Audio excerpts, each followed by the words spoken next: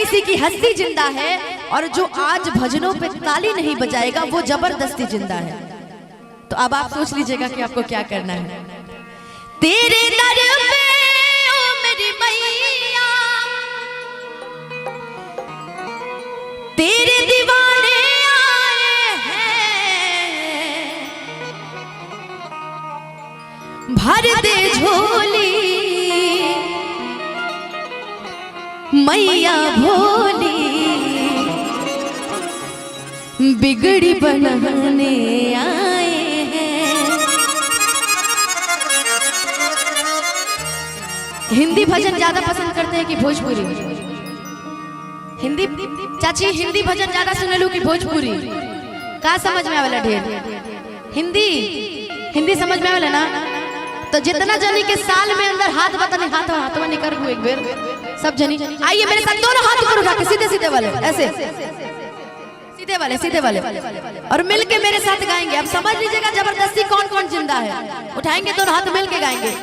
तेरे दर पे ओ मेरी मैया, तेरे दीवाने आए हैं, तेरे दर पे ओ मेरी मैया, तेरे दीवाने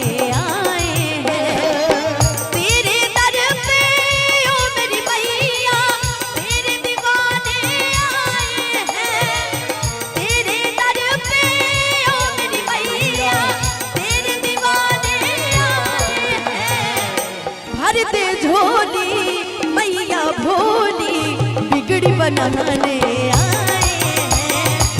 भर दे झोली मैया भोली, बिगड़ी बनाने आए। निसारे निसारे निसारे निसारे गो सदा नि ध प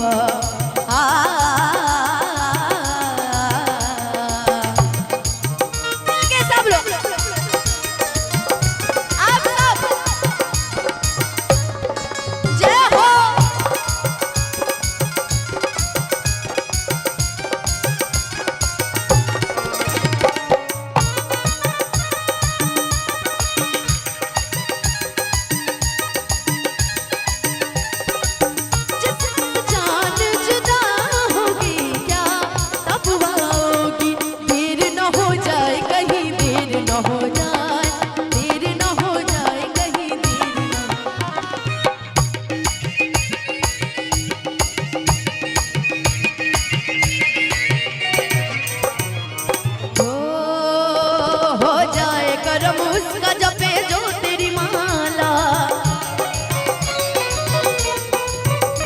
तू चाहते तो खुल जाए तकदीर का ताला।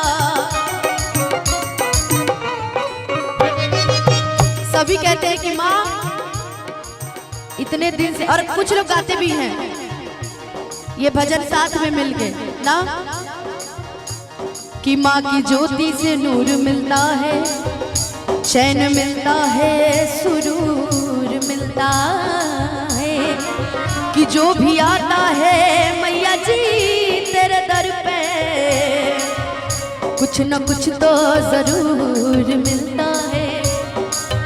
अपने भक्तों से तू तो प्यार करे, बेटा रोवे ना इतना दुलार करे, ममता तेरे आंचल का हम तो पाने आए हैं, ममता तेरे आंचल का हम तो पाने आए हैं। भर दे झोली मैया भोली। बोलिए सच्चे दरबार की। देखिए सब हाथ बांध के बैठे हैं। नहीं अब ये कौन सी बात होती, जब मैं बोलूं